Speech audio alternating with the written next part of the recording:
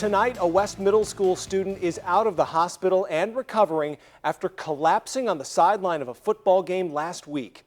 Good evening, everyone. I'm Matt Breen. And I'm Stella Daskalakis. Brody Henningfield suffered what was believed to be a seizure during a game last Thursday at Memorial Field, but it turned out to be much more serious. Strangers turned into guardian angels, rushing to his side and performing CPR to keep Brody alive.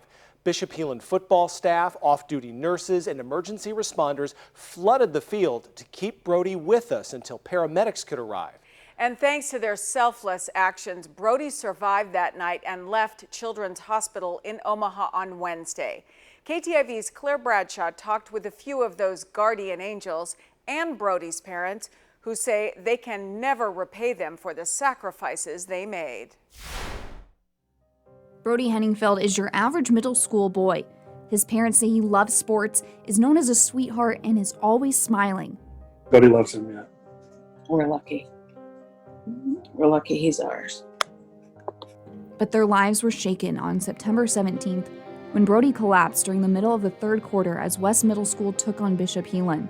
We're lucky to be standing here right now, and it's not a second of the day goes by where Mom and I are hundreds and hundreds of people who've reached out so far have not had in his thoughts and prayers, and it's a miracle, and we are really lucky.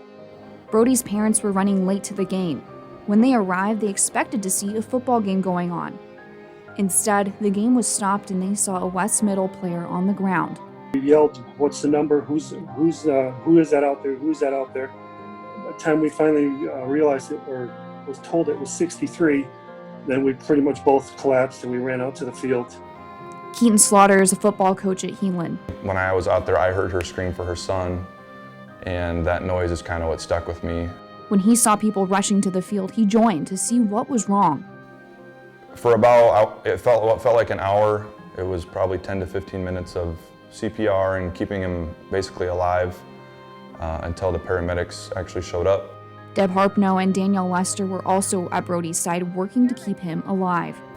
So it was a team effort by many. And he had lots of guardian angels out there, lots. I remember when I'm running out to the field, I passed by our Heelan football team, our 7th graders, and I could hear them saying the Hail Mary. And when I told her that we found a pulse, I've gotten a lot of hugs, I guess you could say, but I've never had a hug like that when I said that. Doctors say Brody's lucky to still be here. His parents credit that to the strangers who rushed to his side and fought for his life. We owe these people the world right now that we're there helping him. Reporting in Sioux City, Claire Bradshaw, KTIV News 4. Brody's parents updated us today. They say Brody is recovering at home and should be back at school next week. Brody's teammates, parents, and coaches surprised him when he got home yesterday. After days in the hospital, Brody and his parents now know what happened. Doctors diagnosed him with CPVT, or an abnormal heart rhythm. When Brody's heart rate increased during the play, it caused stress on his heart and triggered an abnormally fast heartbeat.